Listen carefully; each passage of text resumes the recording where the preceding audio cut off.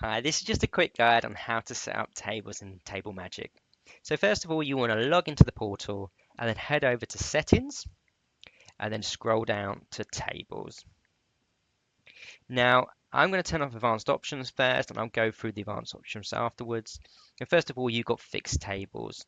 So as standard, you've probably got no tables at the moment. So to add one, click Add Table. The main label, once you create this label, you can't remove it or change it. You can only delete the table. So you can call it table 1 or whatever you want to call it, or table 1A, I'm going to call this, and then select how many covers there are. So I'm going to select 8 on this big table, and that should go there. So we've got our table 1A there, and you've got the capacity or covers on that table.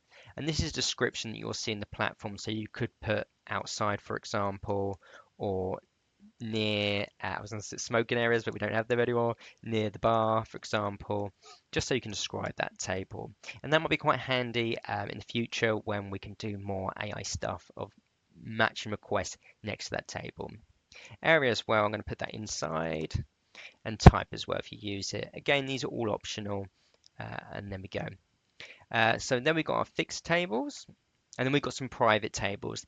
These are tables that the customer will not see, and it's quite good if you've got like a chef table, for example, that you really want to save just in case a VIP comes and you want to offer that table. So I'm going to say private hot table,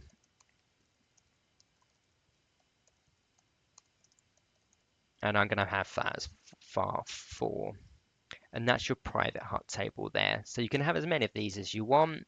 You can delete these, you can change the description, but you can't change the label. If you want to do that, you need to delete it and create it again. Just remember, if you do delete it, then the people assigned to that table in bookings, they have no table, and they'll be table free. Perfect. So that's fixed tables. If you've got lots of tables or you just want to do manually booking a manual request, you can go to no fixed tables. And you could do it review each request. So you could do everything. This is quite good if you're determined to stick to a book of requests. You could do it no fixed table. And then you manually write it down in a book or however you do it. You could do that. Or you've just got a massive restaurant or massive premises where you have no limit. So you can do review each request or confirm by your rules there. And that can be confirmed automatically if you do no fixed tables. Perfect. So that's the basics of fixed tables and no fixed tables, but you've also got advanced options.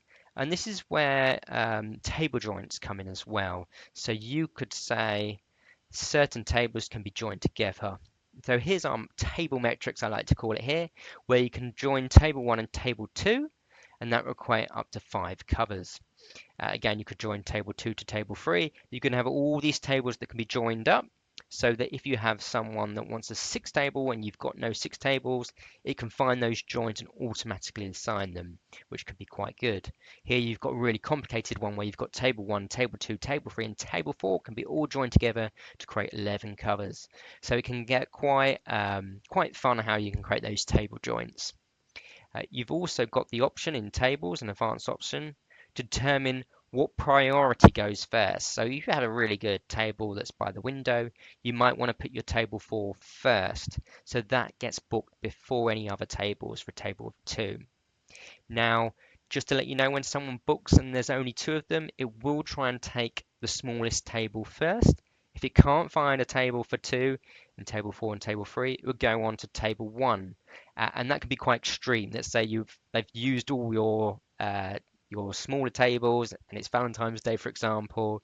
It will go straight to table 1A here where you've got 9. It can sit 9, but it will put 2 on there.